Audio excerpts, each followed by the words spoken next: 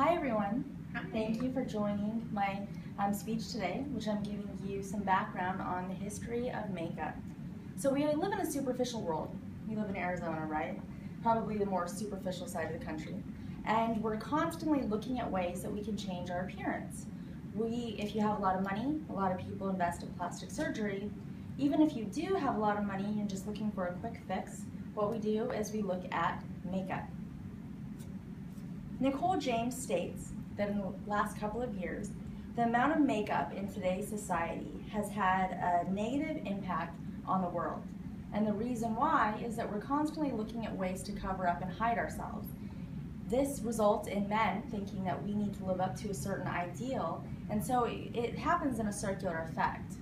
But I'm willing to argue on that issue, just looking at the history alone. And the reason why is that makeup goes back hundreds of thousands of years. So in some estimates, people started using makeup 6,000 years ago. In others, it goes back to over 100,000 years, where in Africa, they started using red ochre for blush and for lipstick. Also in African communities, they started adopting the use of henna, which they would use to adorn their body in different ways to be able to change their appearance.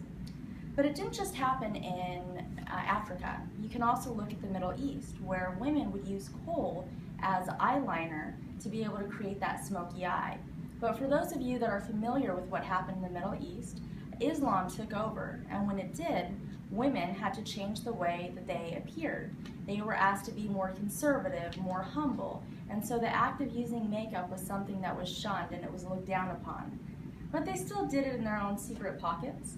They would go off and they would use cold makeup, they would use rose petals, whatever they could to change their appearance.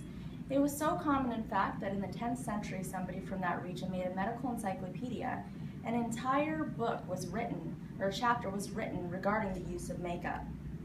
If you look at China, women would actually paint their nails, who were royals, to indicate what their royal status was. They would use flowers in their hair to be able to create adorations. They would also use the petals in their flowers to create eyeshadow.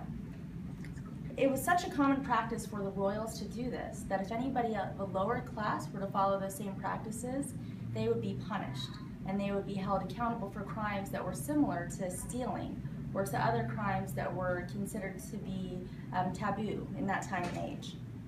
We're all familiar with the geishas in Japan. How did they get their white face? Well, they used rice powder. They would mix it up into a paste and they would then paint it on their face. However, if they wanted their face to be a little bit whiter than what the rice powder allowed, they would actually take bird droppings and they would mix it in with the rice powder and then they would apply. They would also use flowers native of their region to create the rosy red hue that was evident in their mouth.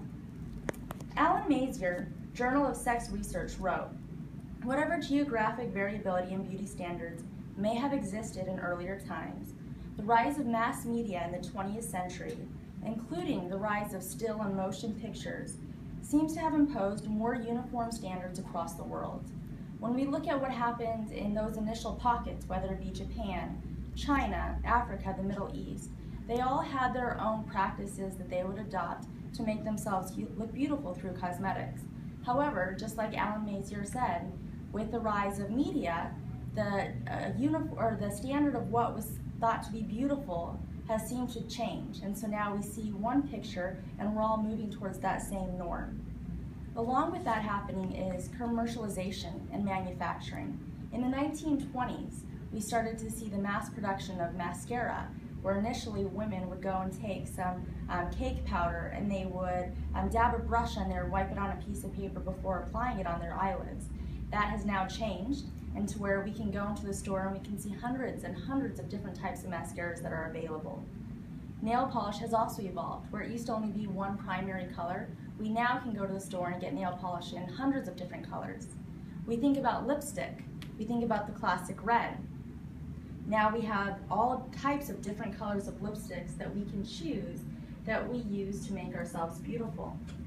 According to Statista, the revenue from the cosmetics industry alone was $57 billion for the US and over $170 billion worldwide. That's an insane amount of money that's spent just to make us beautiful. But when you look at it, any way that you cut it, from the beginning of time until now, we're still looking at ways that we can change the way that we look so that way we can feel and look beautiful.